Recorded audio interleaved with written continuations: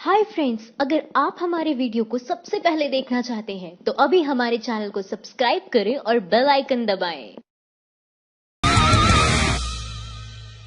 Railway के निजीकरण की घोषणाओं पर भड़के लोग बोले, उद्योगपतियों के मुनाफे के लिए लाखों का छिनेगा रोजगार।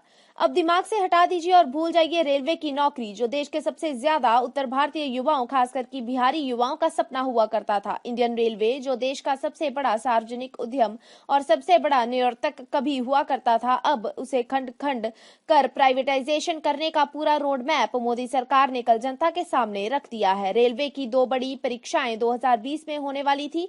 पहली थी आरआरबी एनटीपीसी एग्जाम। इस एनटीपीसी की 35,208 भर्तियों के लिए 1.25 करोड़ से अधिक ऑनलाइन आवेदन प्राप्त हुए थे और रेलवे की ग्रुप डी की एग्जाम, इसमें 1 लाख से ज्यादा सीटें बताई गई थी। यह एग्जाम के बाद होने वाली थी। कल रेल मंत्रालय ने 109 जोड़ी प्राइवेट ट्रेन चलाने के लिए प्राइवेट पार्टिसिपेशन को लेकर रिक्वेस्ट मांगा है। पूरे देश के रेलवे नेटवर्क को 12 क्लस्टर में बांटा गया है और इन्हीं 12 क्लस्टर में 109 जोड़ी प्राइवेट ट्रेनें चलाई जाएंगी। इन ट्रेनों में रेलवे सिर्फ ड्राइवर और गार्ड देगा, यानी अब नए पदों की जरूरत ही खत्म कर दी गई है। पर बिहार चुनाव के मद्देनजर संभव है कि एग्जाम करवाया जाए।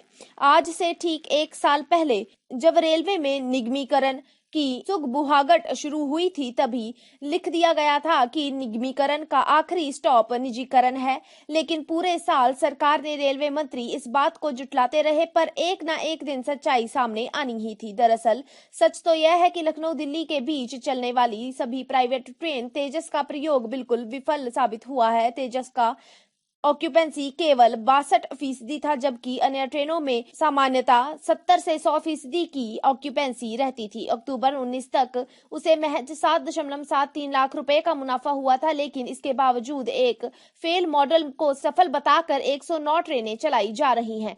जैसे लाभ कमाने वाले एयरपोर्ट्स को एक एक कर अडवाणी के हवाले किया जा रहा है, उसी प्रकार सबसे फायदेमंद रूट को सबसे पहले Bombardier, Hyundai, Adani group, Alstom transport और मैक्वारी आदि को सौंप दिया जाएगा। प्राइवेट सेक्टर को अपनी ही ट्रेन रैक तैयार करने की ही अनुमति दी जाएगी। साथ ही निजी ऑपरेटर्स को मार्केट के अनुसार किराया तय करने की अनुमति दी जाएगी। वह इन गाड़ियों में अपनी सुविधा के हिसाब से विभिन्न श्रेणियों की बोगियां लगाने के साथ साथ रूट पर उन्हें उनके ठहराव और स्टेशनों का भी चयन कर सकेंगे। फिलहाल तो मेक इन इंडिया की बात की जा रही है, लेकिन बाद में प्राइवेट ऑपरेटर जहां भी चाहे अपनी ट्रेन हासिल कर सकेगा। रेलवे से ट्रेन खरीदना उनके लिए जरूरी नहीं होगा, यह उनके करार में स्पष्ट रूप से लिखा हुआ है। दूसरी सबसे बड़ी बात यह है कि संचालन में निजी ट्रेनों को वरीयता मिलने से सामान्य ट्रेनों की लेट लतीफी बेहद बढ़ जाएगी, जिससे जनता परेशान होगी और इसका दोषी रेलवे को बना और रूट प्राइवेट पर्सनल को दिए जाएंगे।